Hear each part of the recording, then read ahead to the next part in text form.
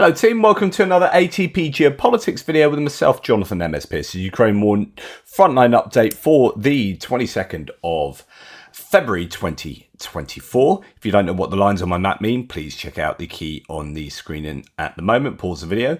Otherwise, let's get on with the Frontline update. Thank you so much to JR, back in the zone and helping with the mapping. That's an incredible help. Really appreciate that.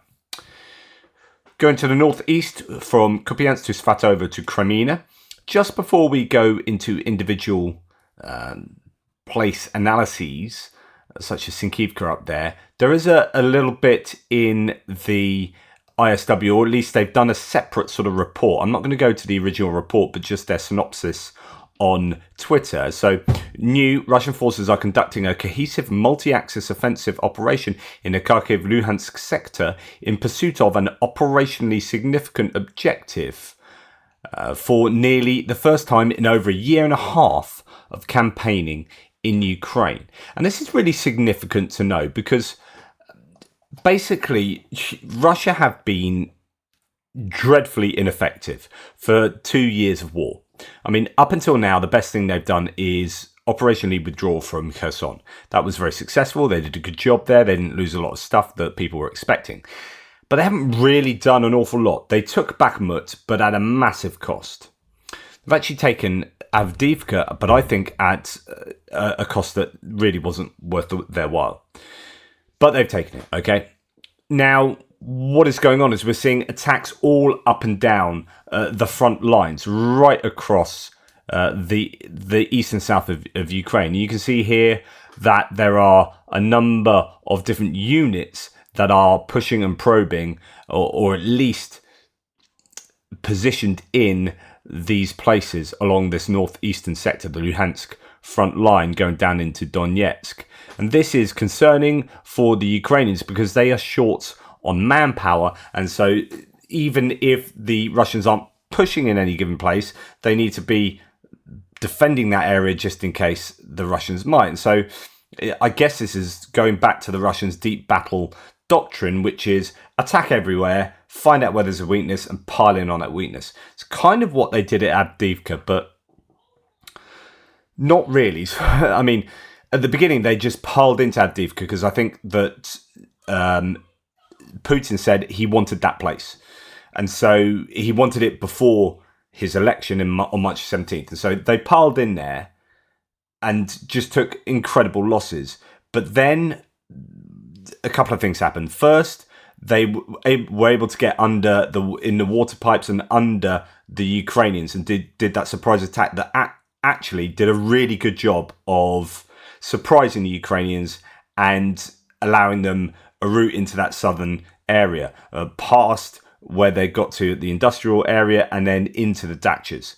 So that there was that, but more fundamentally, the Ukrainians just ran out of ammunition, and running out of ammunition, which is artillery ammunition, which is your major way of defending against waves of Russian attacks, means that you're scuppered, and as a result, the Russians realized then there was a weakness, and then they capitalized on that. But whether that was part of the deep battle doctrine, I don't know. I think since then we have just seen this amassing of troops in a number of different places for the Russians. And I think they're just throwing everything and the kitchen sink at Ukraine in order to try and find a weakness and then exploit it.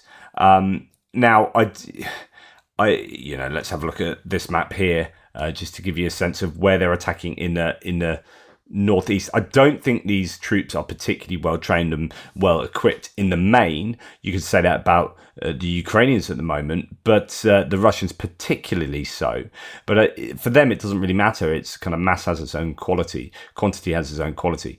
So we have Kupiansk area from the Sinkivka direction and pushing towards Kupiansk from further to the east there and southeast. Then we've got coming up through Nevska here, the kind of Makivka general area, and then from Kreminna. So we put that onto my map here.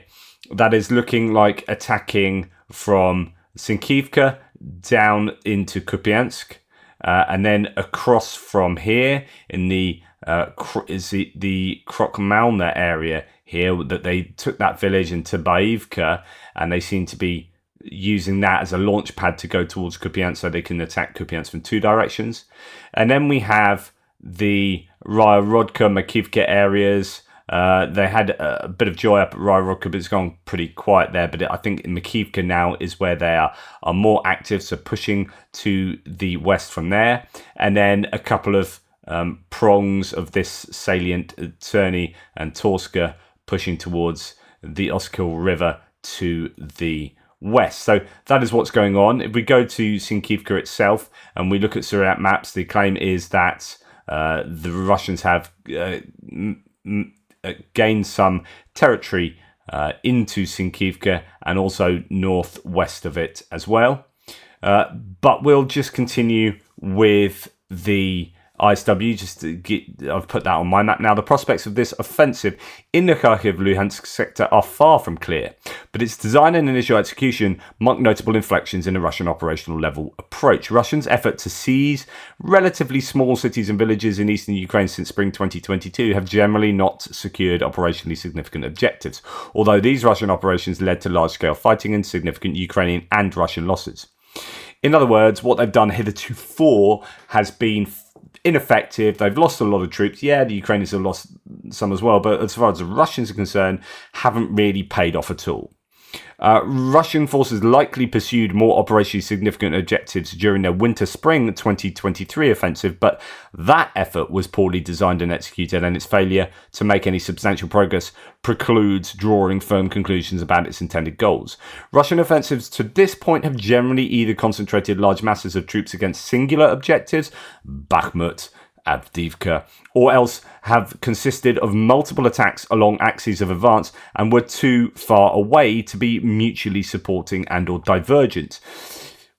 Here, for example, there's a little bit more sense to attacking Kupiansk attacking Kupiansk, I guess, or in that direction from the north, and then here from the Krokomalna area to the southeast. This is close enough to be relevant, rather than we're going to attack here, going to attack here, going to attack here, and generally we're going to move to the west towards the Oskil River. This is a more sensible approach to saying, right, we want to take Kupiansk, and this is how we're going to do it. Just to finish off here, the current Russian offensive in the Kharkiv-Luhansk sector, by contrast, involves attacks along four parallel axes that are mutually supporting in pursuit of multiple objectives that, taken together, would likely generate operationally significant gains. The design of this offensive operation is worth careful consideration, regardless of its outcome, as a possible example of the Russian command's ability to learn from and improve on its previous failures at the operational level. Russian tactical performance in this sector, however, does not appear to have improved materially on previous Russian tactical shortcomings, a factor that may well lead to the overall failure even on this better designed undertaking. So I think that's as an interesting little sort of analysis of what's going on. The question is, do the Russians have enough? I mean, I think they are succeeding in light of Ukraine's failings at the moment, and that's failings in material support. As the Ukrainians lack artillery ammunition and other material, they have to use humans to do the defensive work, and that is very costly for the Ukrainians. So this is the right time for the Russians to be attacking, and the right time to be throwing everything they can at the Ukrainians. Right. Anyway, as I said, Surat map says the Russians made small advances in the Sinkivka area there, and then we're going to go down to look at. No, that's not what I wanted. That is Mariinka, so it's in completely the wrong place. So apologies, I thought that was Makivka. So anyway, coming on down now past Kremina here, we're going to come to Bakhmut. Now, no changes to Bakhmut, although, you can see here that there's a lot written about Bakhmut, but essentially positional engagements, no confirmed changes. Just to put some numbers, sorry, I know I've just already gone from that northeastern sector. I just want to put some numbers on that from the Institute for the Study of War daily report, not their separate Luhansk report. They say Ukrainian Steel Border Detachment spokesperson Shevtsov stated that Russian forces in the Kupiansk-Liman line are conducting assaults with armoured vehicles, including tanks, infantry, fighting vehicles, and armoured personnel carriers, due to favourable weather conditions on the axis. So weather is changing, ground is able to be driven on, and that is changing activity along that front. He stated that there are 40,000 Russian military personnel opposite Ukrainian forces in a powerful grouping of troops, but that this group is failing to advance. He did not define the specific sector of the line where Russian forces are failing to advance, however, and his statement is relatively consistent, though, with other Ukrainian statements that place 40,000 Russian personnel in the Kupiansk direction and 57,000 total on the Kupiansk-Liman line as of February the 2nd. He is likely referring to a tactical area on the front that is geographically smaller than other frontline sectors that other Ukrainian officials have discussed.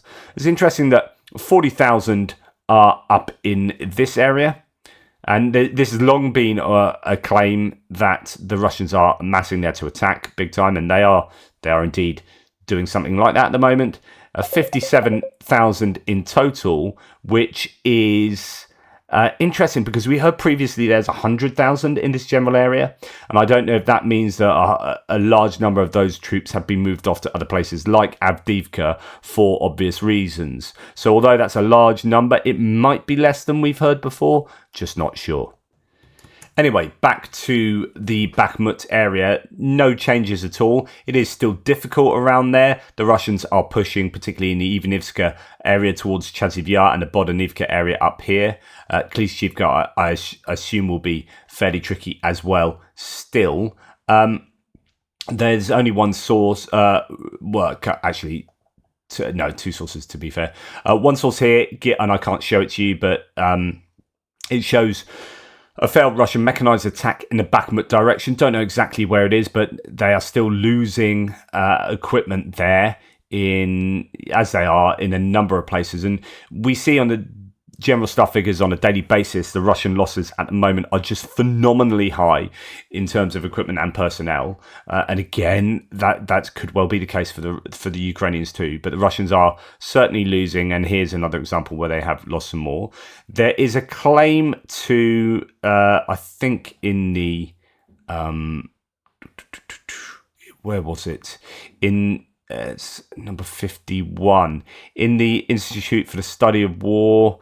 Here it is, a little bit further. It's down in Avdiivka, so we'll go there next then, because I think this one is, that's Lastochkirna. Okay, so that's Avdiivka. I've got all my things in the wrong place, haven't I? So hey ho, apologies.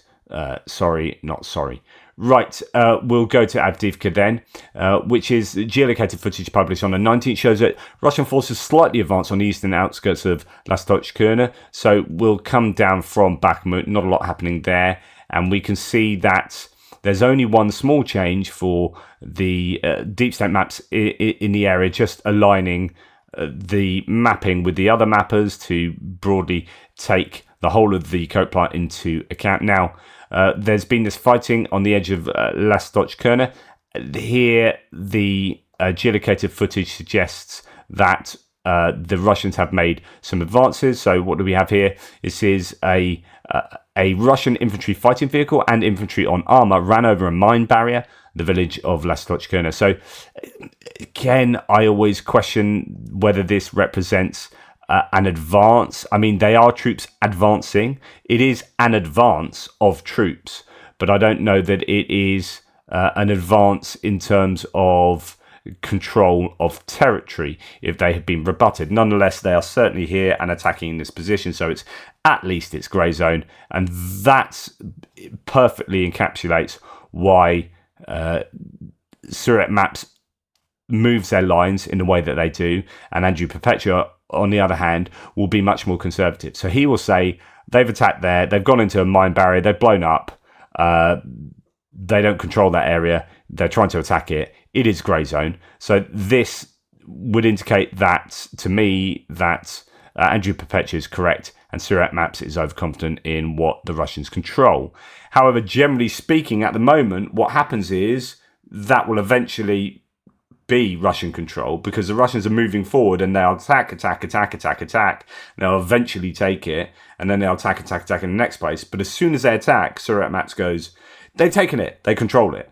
And Andrew Perpetua says, no. And then when they do have control of it, because later on they're attacking further on over here, then he will, or maybe that area is being hit by by Ukrainian artillery or drones or whatever, and you've got positions that the Russians seem to control, they're visually confirmed, then he'll move the Russian defensive lines forward. But it's not that Surat Maps is right first and everyone else catches up, but Surat Maps, way we got it right first. They aren't actually right. They end up being right later. But there's that sense of inevitability at the moment with the Russians kind of pushing everywhere, that any movement will eventually be under Russian control, it seems. Or any kind of attack. Right, so then when we go to no reports of Mariinka, so good news is that seems to have stabilised at the moment. Bad news is it's going to be tough there. Bad news further down to the south in the Mariinka area is Pobjeda. So it looks like Pobjeda has been taken, and they have raised a flag on the western building in Pobjeda. That is bad news for me. So this, to me, like, I almost think Avdiivka's worse in terms of the losses and whatnot, and it does have its own strategic advantage. There's just something I don't like about Pobjeda being lost here, and it being the beginning of the end of this whole area, which I think is more strategically important than Avdiivka as a whole, possibly. So that's why I'm worried about Pobjeda going. Anyway, get on with it, Piers. So we've got all the mappers here suggesting some gains for the Russians towards south of Mariinka and towards Pobjeda, and including taking Pobjeda itself.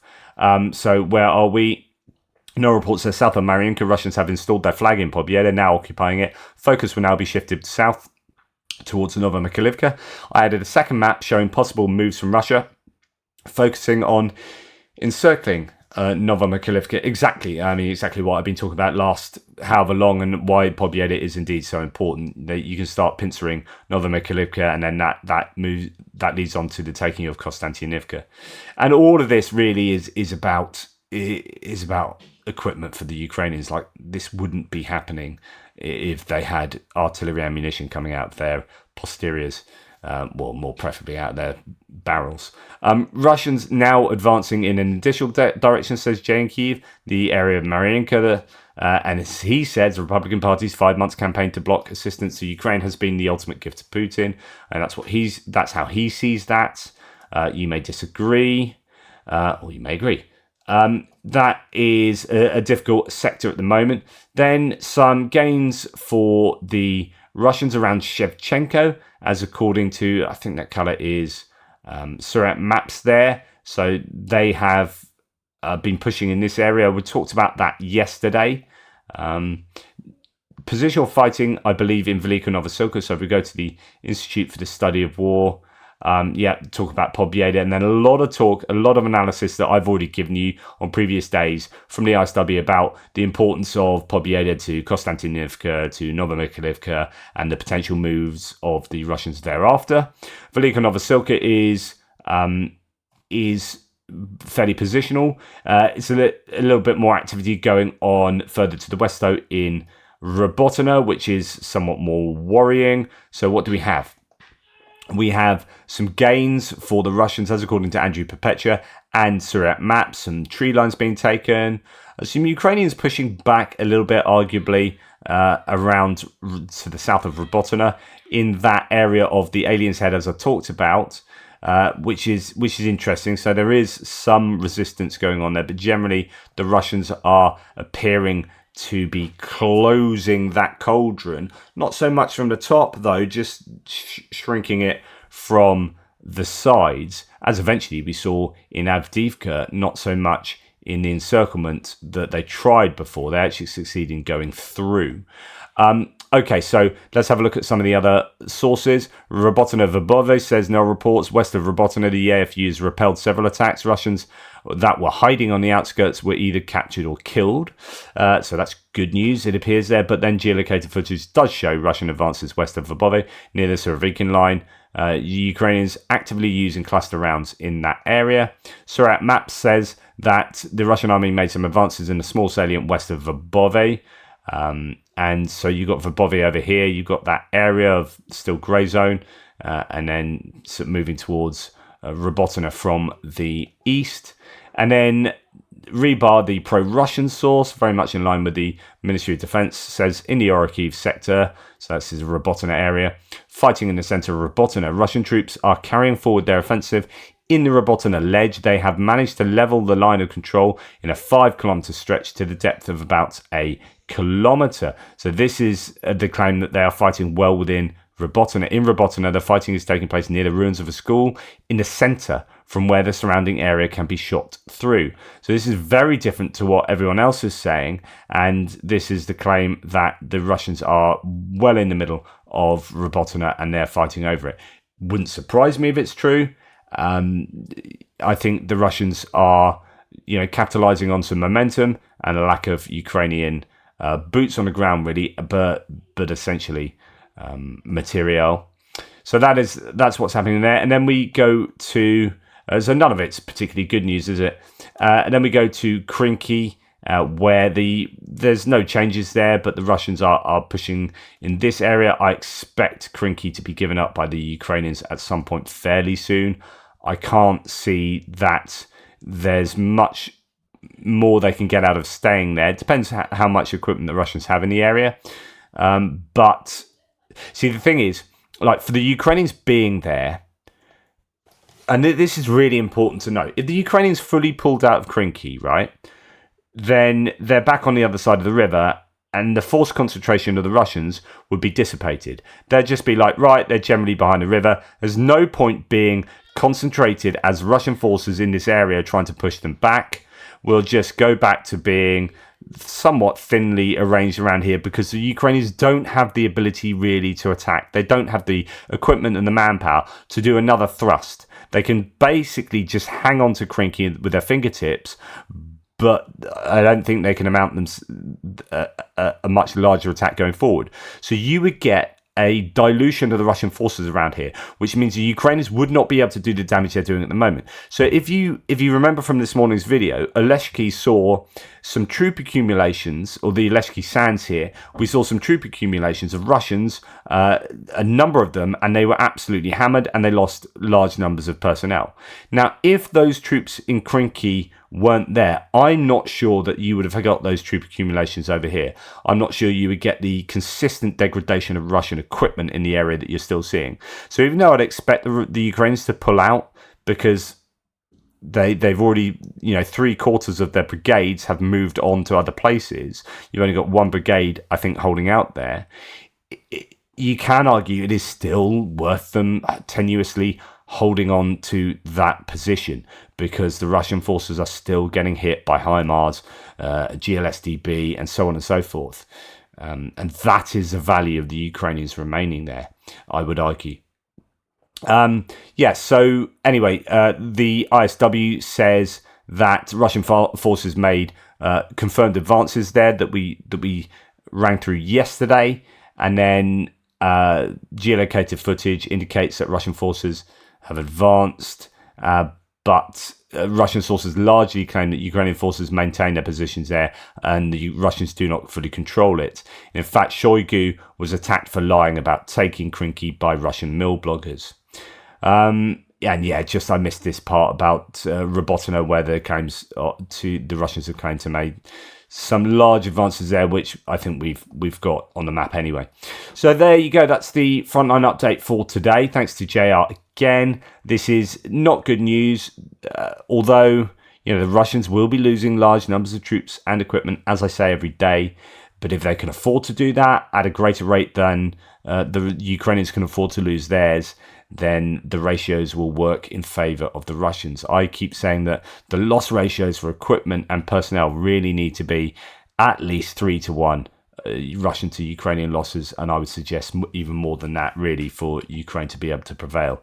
If they go under that, so if you've got Russians losing 1,160 as it was today, if the Ukrainians are losing 500, And you think, oh, that's good. The Russians are losing twice as much. That is not a good enough ratio. And that's where we see these complaints. So the Ukrainians are up in arms about the losses around Avdiivka, and the Russians lost phenomenal numbers. But if on those last 2 days, the Ukrainians were losing maybe parity or even half as many troops as the Russians, that is still not good enough for Ukraine to prevail. If Russians lose double the Ukrainians, it's still not enough for the Ukrainians. And in Avdiivka, they also lost, medical supplies, caches of ammunition and equipment in Avdiivka as it so quickly was overrun. There you go. That's my tuppence. Thanks so much for watching. Please like, subscribe, and share. Really appreciate all of you guys supporting the channel. Thanks to the members. You are legends in your own underwear. Take care. I'll speak to you soon.